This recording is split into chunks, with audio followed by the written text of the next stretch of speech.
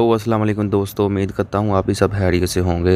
इंशाल्लाह इस वीडियो में आपको बताऊंगा कि आप किस तरह अर्तुगरुल गाजी के पांचों सीज़न उर्दू में देख सकते हैं, वो भी एचडी क्वालिटी में, और साथ एचडी क्वालिटी में डाउनलोड भी कर सकते हैं।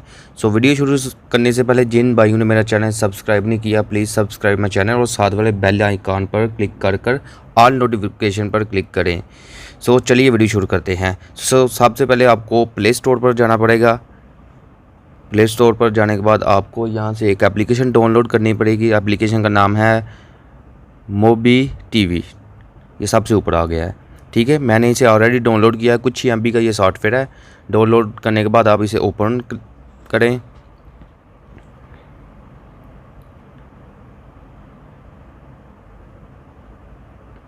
ये देखो, ये ओपन हो रहा है और ये आप नीचे देख सकते हैं दिलरीज अर्तुगरुल गाजी। ठीक है, सीज़न 4, 5, 1, 2, 3, ये पांचों के पांचों सीज़न आप इसमें देख सकते हैं। पहला जो सीज़न है वो उर्दू वॉइस में है, बाकी जो चारों सीज़न हैं वो सब टाइटल के साथ है उर्दू में।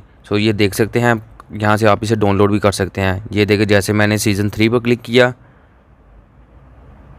ये देखें, ये सब टोटल इसके एपिसोड आ गए हैं, आप इसे डाउनलोड कर सकते हैं।